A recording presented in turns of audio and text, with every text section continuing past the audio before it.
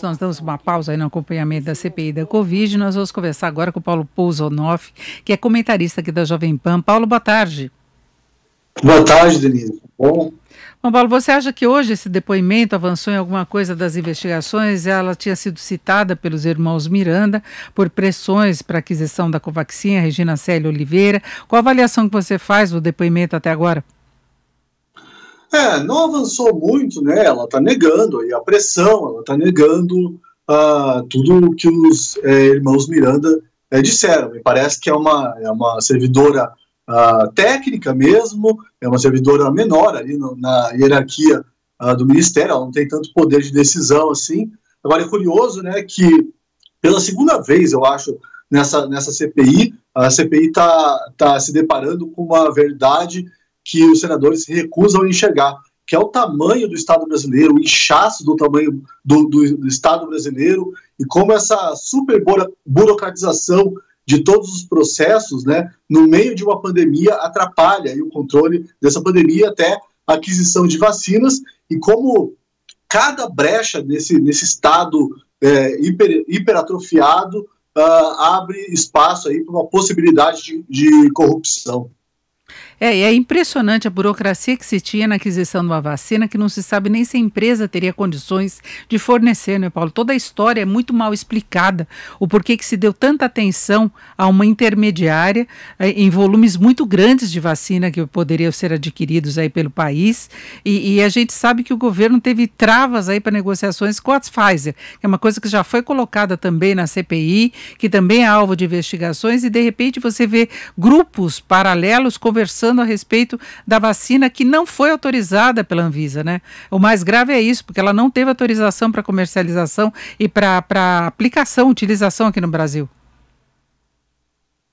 Então a gente está, de repente, conversando sobre um grande nada, né? Um grande desescândalo, já que virou moda colocar esse prefixo des antes das palavras. A gente está conversando sobre um grande desescândalo, daí não faz nem muito sentido falar em prevaricação do presidente nesse caso. A CPI, nesse momento, né, eu já falei aqui que a CPI é uma CPI de improviso, ela vai achando uma coisinha aqui, tenta explorar para ver se aquilo ali vira realmente algo contra o presidente da República, e essa CPI do improviso, no momento, está na fase Luiz Miranda, né, irmãos Miranda, contra o resto. Então, fica aí essa discussão estranha, né, a palavra do deputado Luiz Miranda e do irmão, contra, nesse momento, o da servidora aí de carreira do Ministério da Saúde.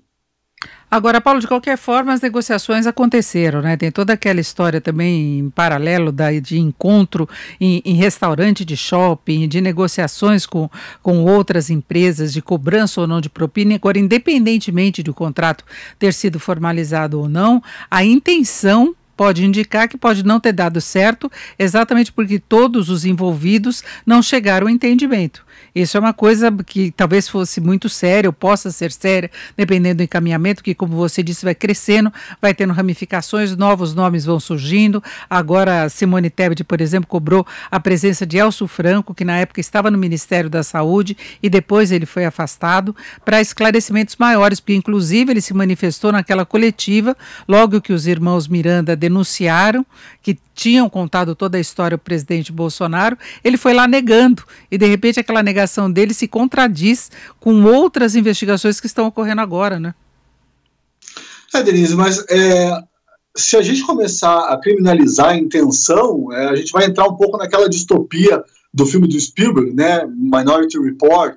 Eu acho bastante complicado isso, realmente é imoral, é revoltante, né, a gente pensar que existem pessoas ali fingindo, talvez, intermediar um contrato dessa importância, né, no meio de uma pandemia. A gente não pode esquecer que mais de 500 mil pessoas morreram por causa da Covid, né, mas se a gente começar a criminalizar essas conversas aí, que não tem formalidade, não tem fim nenhum, fim escuso nenhum, vai ficar bastante complicado até para o nosso judiciário, para a nossa polícia correr atrás desses criminosos em potencial.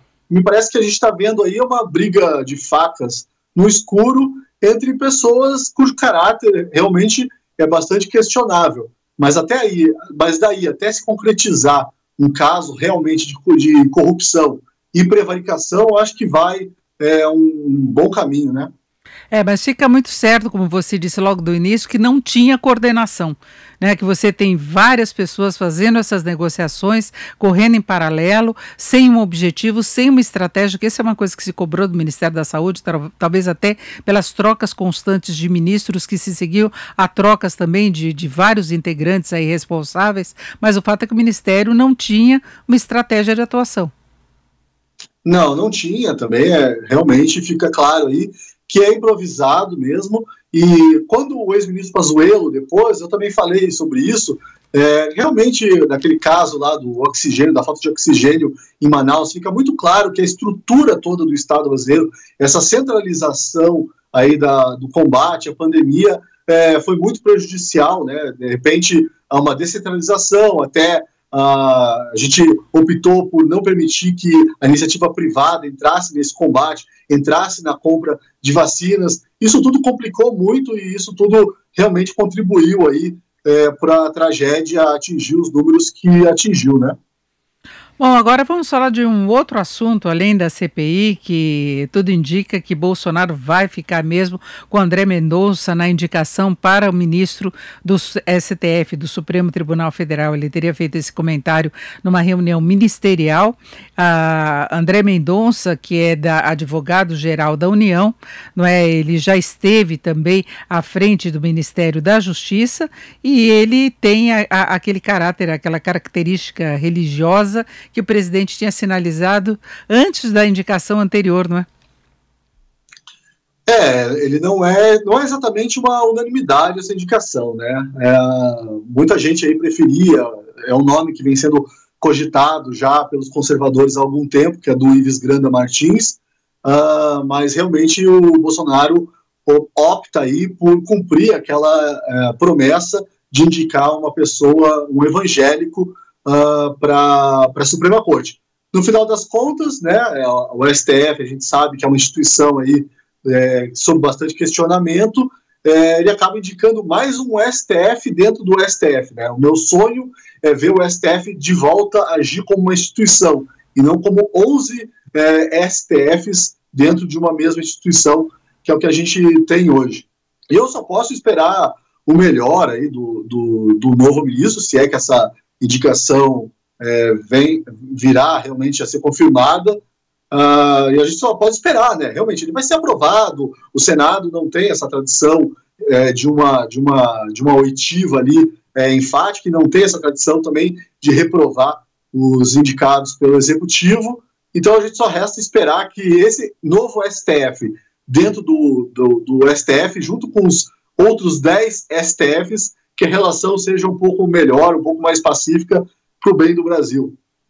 Você acaba tendo um alinhamento de pensamento, de posições em relação ao governo do momento que indicou, né? Depois de passado algum tempo, eles podem até ter uma postura mais independente. Agora, André Mendonça é advogado, é pastor, é ex-ministro da Justiça, agora atual advogado-geral da União, foi indicado para esses cargos por uma proximidade pessoal com o presidente Bolsonaro e segue aquilo que ele tinha dito, que escolheria alguém terrivelmente evangélico. E é exatamente a posição dele. Aí o que se questiona é experiência, é independência, é capacidade de avaliar os vários processos de uma forma independente, sem essa ligação direta com o governo. É até a forma como os ministros são indicados que sempre gera suspeita, mesmo que eles assumam posturas próprias em decisões, né? A gente vê inclusive Nunes sendo muito questionado quando ele vai contra o que o presidente colocaria ou quando ele endossa determinadas posições de governo, mas é a forma de escolha, não? O que me preocupa nessa indicação é essa ênfase, né, na religiosidade do possível aí indicado. A gente vai falar provavelmente aí nas próximas semanas, se isso vier a se confirmar, a gente vai falar muito sobre a religiosidade, nossa, hoje estou engasgando com a palavra, religiosidade dele.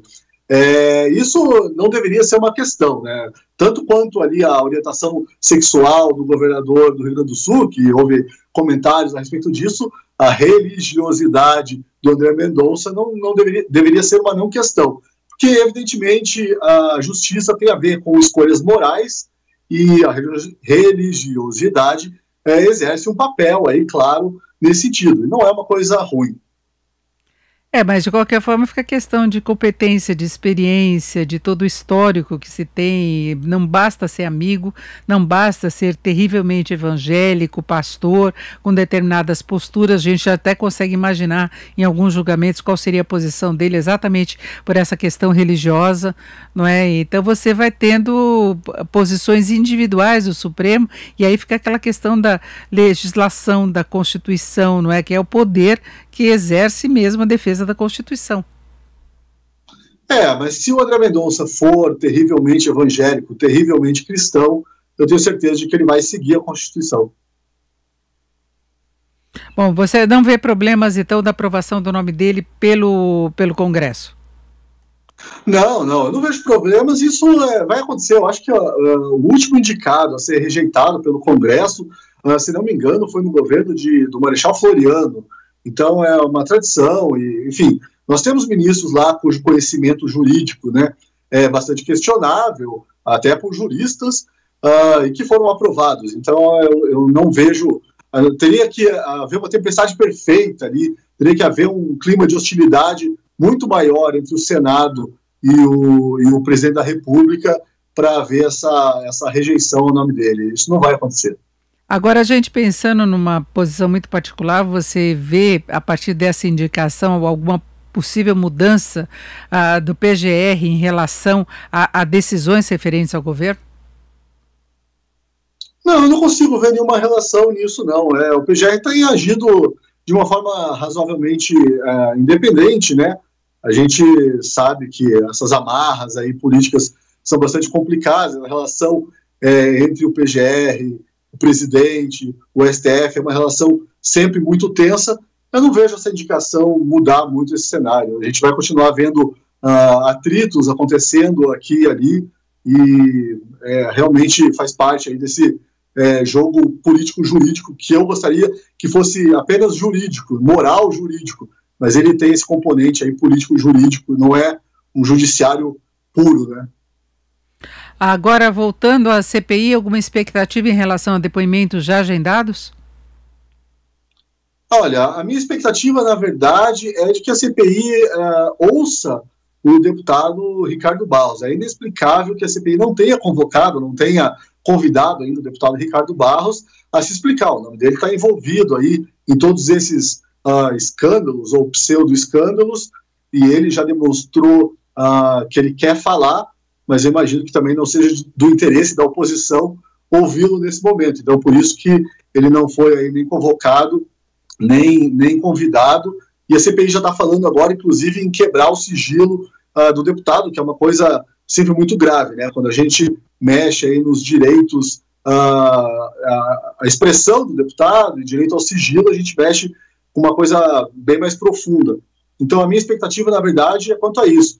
E realmente esse desescândalo aí da Covaxin, vamos ver como é que ela vai se desenrolar, como ele vai se desenrolar amanhã. Temos depoimento da representante da empresa, né? Então vamos ver como é que isso vai se desenrolar. Mas eu não acredito que a CPI tenha encontrado na Covaxin nenhum veio desse ouro aí que eles buscam tanto. É isso, ouvimos o Paulo Pousonoff, que é comentarista aqui da Jovem Pan. Paulo, muito obrigada pela sua participação no Jornal Jovem Pan. Uma boa tarde. Obrigado, Denise. Até mais. Até mais.